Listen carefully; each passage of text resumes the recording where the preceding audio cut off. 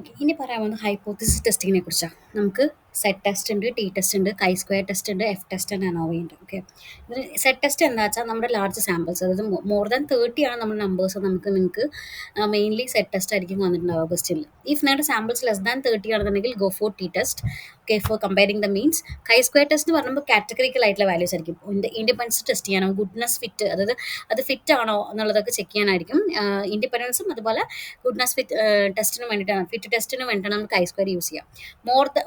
നമുക്ക് കുറേ ഗ്രൂപ്പിൽ വാരിയൻസ്, അതായത് ഗ്രൂപ്പുകൾ തമ്മിലുള്ള വാരിയൻസ് കണ്ടുപിടിക്കാനാണെങ്കിൽ we go with F test and ANOVA. So if it's more than 3 നമ്മൾ will go with ANOVA, otherwise നമ്മൾ ഗോ വിത്ത് എഫ് ടെസ്റ്റ്. അങ്ങനെയാണ് ഡിഫറൻസ് മനസ്സിലാക്കേണ്ടത്. സെറ്റ് ടെസ്റ്റ് പോലെ samples will be more than 30. If it's less than 30 go for T test. ഇനി നിങ്ങൾക്ക് ഒരു കുറേ set of values വന്നിട്ട് അതൊന്ന് നിങ്ങളുടെ അതിൻ്റെ ഇൻഡിപെൻഡൻസ് കണ്ടുപിടിക്കാനോ അല്ലെങ്കിൽ അതിൻ്റെ test fit, goodness fit test കണ്ടുപിടിക്കാനാണെങ്കിൽ go for chi square test. നിങ്ങൾക്ക് വാരിയൻസുകൾ തന്നിട്ടുണ്ടാവും, കമ്പയർ ചെയ്യാനാണ്. ഗ്രൂപ്പ്സിന് തമ്മിലുള്ള വാരിയൻസ് കമ്പയർ ചെയ്യുകയാണെന്നുണ്ടെങ്കിൽ നിങ്ങൾ നോക്കേണ്ടത് അത് 3 ഗ്രൂപ്പിന് മേലെ ആണെന്നുണ്ടെങ്കിൽ, അല്ലെങ്കിൽ 3 മുതൽ കൂടുതലോ ആണെങ്കിൽ go for ANOVA.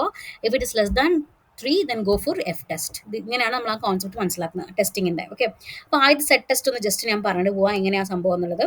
So set test എന്ന് പറഞ്ഞാൽ ഉദ്ദേശിക്കുന്നത്, അതിൻ്റെ ഇക്വേഷൻ പറഞ്ഞാൽ X dash minus mu by sigma by root. അതാണ് കോൺസെപ്റ്റ്. എക്സ് എന്ന് പറഞ്ഞാൽ സാമ്പിൾ മീൻ ആണ്, മ്യൂ എന്ന് പറഞ്ഞാൽ പോപ്പുലേഷൻ മീൻ ആണ്, സിഗ്മ എന്ന് പറഞ്ഞാൽ സ്റ്റാൻഡേർഡ് ഡീവിയേഷൻ ആണ്, എന്ന് പറഞ്ഞാൽ സാമ്പിൾ സൈസ് ആണ്.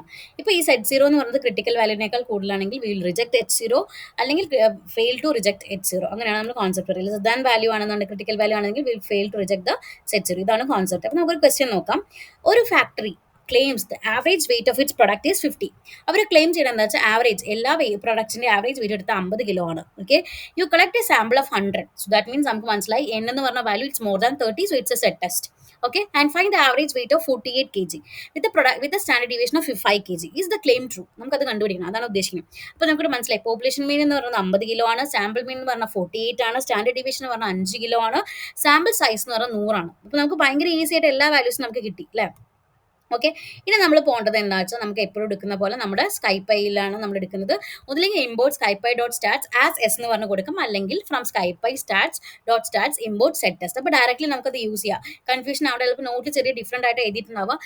മനസ്സിലാക്കാണ്ട വ്യത്യാസം ഇത്രയേ ഉള്ളൂ. നമ്മൾ ഏത് ഫംഗ്ഷനാണ് യൂസ് ചെയ്യുന്നത് നിങ്ങൾക്ക് നന്നായി മനസ്സിലാക്കണം, അത്രയേ ഉള്ളൂ. വേറെ വ്യത്യാസങ്ങളൊന്നും ഇല്ല കേട്ടോ. അപ്പോൾ from SciPy dot stats imports Z test എന്ന് പറഞ്ഞാൽ നമ്മളെ ലൈബ്രറിയിലെ ഫംഗ്ഷൻ നമ്മൾ എടുത്തു. ഇനി നമ്മൾ എന്താ ചെയ്യുക വെച്ചാൽ സാമ്പിൾ ഡാറ്റ ക്രിയേറ്റ് ചെയ്യണം. അപ്പോൾ ഈ പറഞ്ഞ റേഞ്ചിലാണ് നമുക്ക് വാല്യൂ എടുക്കേണ്ടത്. അപ്പോൾ N P dot random dot normal. N P എന്ന് പറയുന്നത് ഇമ്പോർട്ട് നമ്മൾ യൂസ് ചെയ്യുന്നത് നമ്മുടെ നംപൈയുടെ എൻ പി ആണ് ഉദ്ദേശിക്കുന്നത്. N P dot random dot normal എന്ന് പറഞ്ഞാൽ റാൻഡമൈസ്ഡ് ആയിട്ട് നമ്മൾ നോർമൽ വാല്യൂസ് ഡിസ്ട്രിബ്യൂട്ട് ചെയ്യാൻ വേണ്ടി നമ്മൾ സാമ്പിൾ ഡാറ്റ എടുക്കുകയാണ്. 48, 5, 300 എന്ന് പറയുമ്പോൾ 100 ആണ് നമ്മുടെ total number of values. 48 was നമ്മൾ sample mean. 5 was the I think standard deviation, something like that അല്ലേ. ഒരു സെക്കൻഡ്. സാമ്പിൾ മീൻ എന്ന് പറഞ്ഞാൽ 48, സ്റ്റാൻഡേർഡ് ഡീവിയേഷൻ 5 വന്നു, സാമ്പിൾ സൈസ് 100 ആയിരുന്നു. സോ സാമ്പിൾ മീൻ, അതായത് മീൻ കോമ ഡീവിയേഷൻ കോമ സൈസ്, ഇങ്ങനെയാണ് ഞാൻ സാമ്പിൾ ഡാറ്റ എടുത്തത്. ഇനി നമ്മളുടെ സെറ്റ് ടെസ്റ്റ് കണ്ടുപിടിക്കാൻ വേണ്ടി നമുക്ക് സാമ്പിൾ ഡാറ്റയും ഒരു വാല്യൂ മാത്രം കൊടുത്താൽ മതി. 50 എന്നുള്ള വാല്യൂ കൂടി കൊടുത്താൽ മതി. ഓക്കെ. ഇത്രയും ചെയ്ത് കഴിഞ്ഞാൽ നമ്മുടെ സെറ്റ് ടെസ്റ്റ് കണ്ടുപിടിക്കാൻ പറ്റും. അതായത് പോപ്പുലേഷൻ മീൻ നമുക്ക് ക്ലെയിം ചെയ്തിരിക്കുന്നത് ആവറേജ് പ്രൊഡക്റ്റ് ആണ് 50 കിലോ ആണെന്നല്ലോ.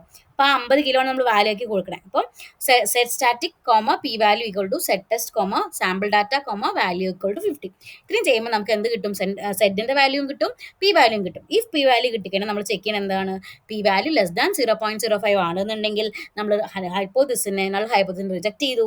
ഇത് value is greater than 0.05 we say like fail to reject the null hypothesis, fail ആയി എന്ന് പറയും.